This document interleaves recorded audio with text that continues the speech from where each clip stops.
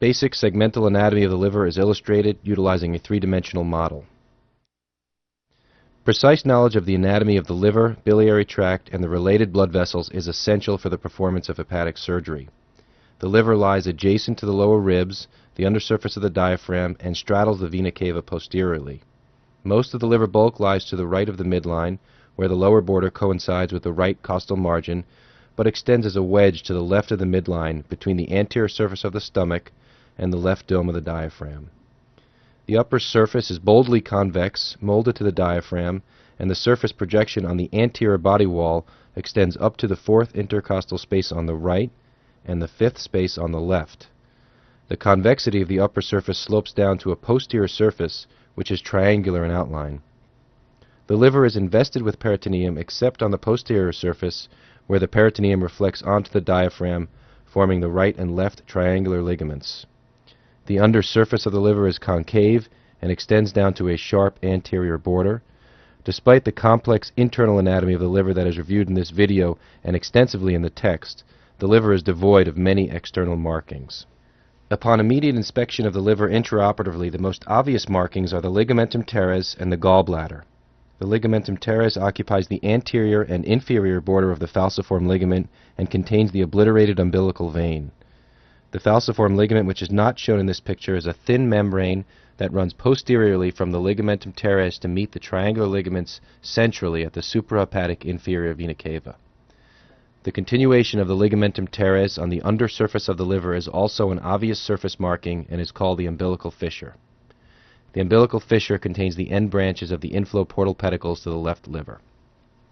The left and middle hepatic veins may drain separately into the inferior vena cava, but are usually joined after a short extrahepatic course to form a common venous channel some 2 centimeters in length, which traverses to the left part of the anterior surface of the inferior vena cava below the diaphragm. The right hepatic vein, which is somewhat larger than the left and middle hepatic veins, has a short extrahepatic course of approximately 1 centimeter. Behind the liver, the inferior vena cava is embraced in a groove on its posterior surface. The inferior vena cava comes to lie on the right cruce of the diaphragm behind the bare area of the liver and then extends to the central tendon of the diaphragm, which it pierces on a level with the body of the T8 vertebrae to then enter the right atrium. The lumbar veins drain posterolaterally into the inferior vena cava below the level of the renal veins, but above this level there are usually no caval tributaries posteriorly. From this posterior view, a fibrous ligament coursing between the caudate lobe and the posterior aspect of the right liver is seen. This structure is known as the caval ligament. The caudate lobe embraces the left side of the vena cava on its posterior surface and sits in the omental bursa posterior to the lesser omentum and the left hemiliver. It should be appreciated that there are additional hepatic veins to the major hepatic veins previously described. Additional posterior inferior draining hepatic veins with a short course into the anterior surface of the inferior vena cava are frequent and may be large. Examples of these veins are seen here as small posterior caudate veins and accessory right hepatic veins.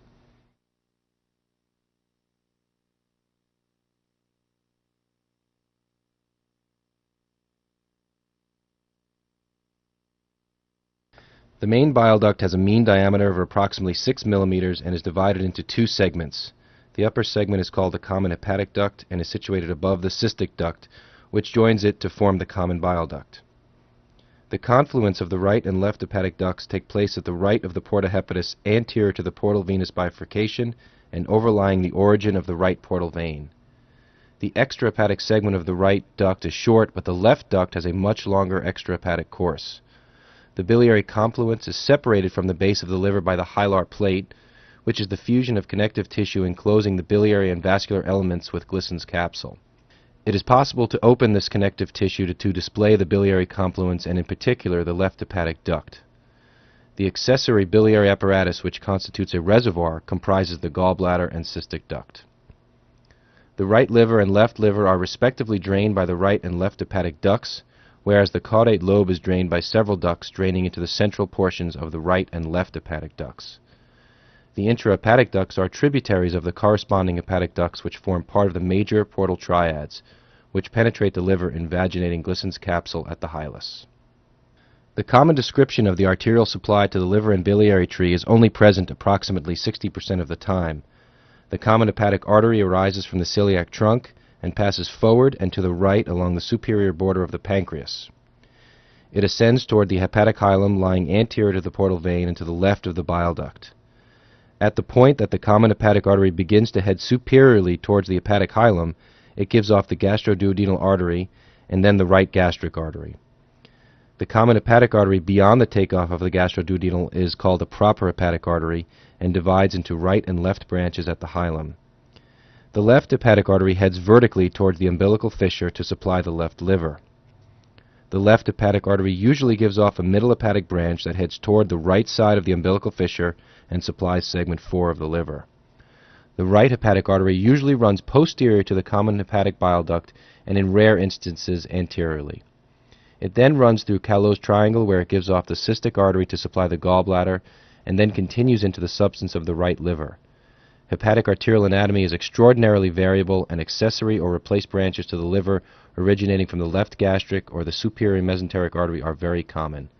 The details of this aberrant anatomy are illustrated in the text.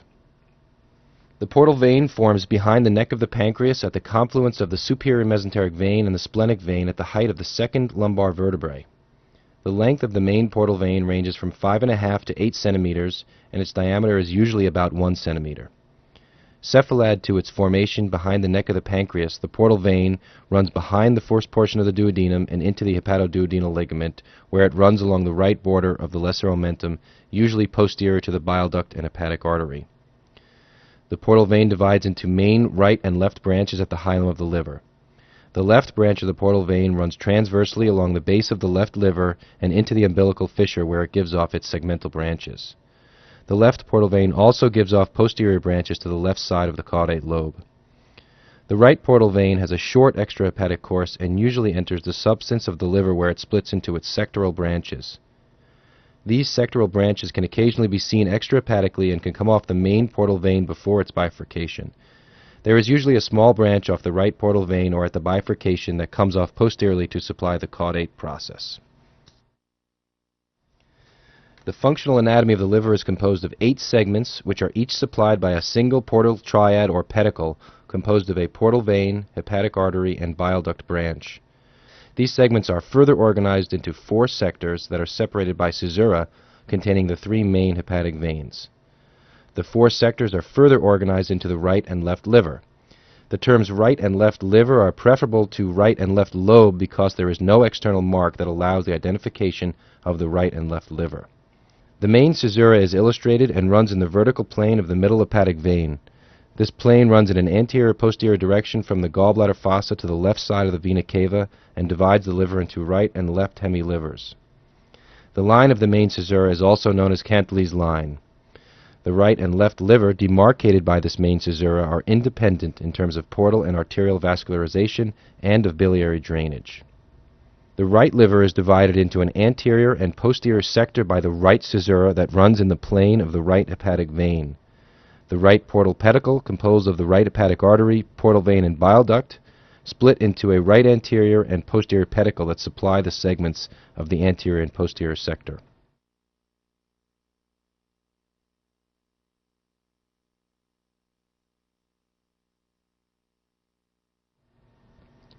The left caesura is located posterior to the ligamentum teres and runs in the plane of the left hepatic vein. The left liver is therefore split into an anterior and posterior sector by the left caesura. Having divided the liver into 2 hemilivers and 4 sectors, the liver is now further divided into 8 segments, each of which has its own independent inflow portal pedicle. The caudate lobe is labeled segment 1 and is the dorsal portion of the liver, embracing the inferior vena cava on its posterior surface and lying posterior to the left portal triad inferiorly and the left and middle hepatic veins superiorly.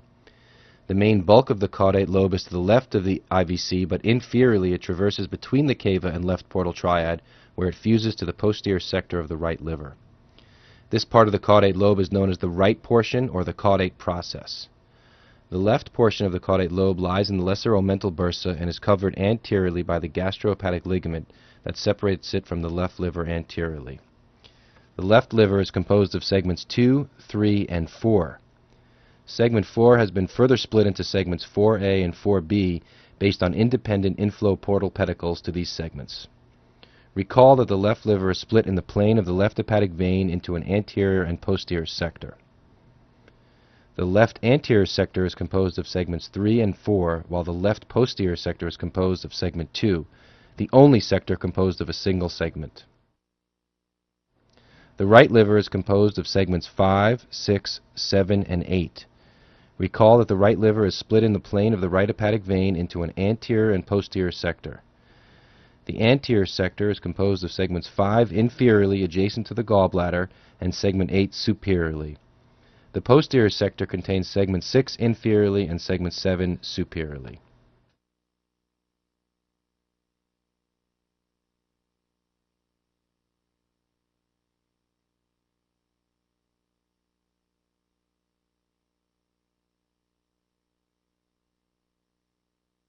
An alternative approach to the left liver is illustrated.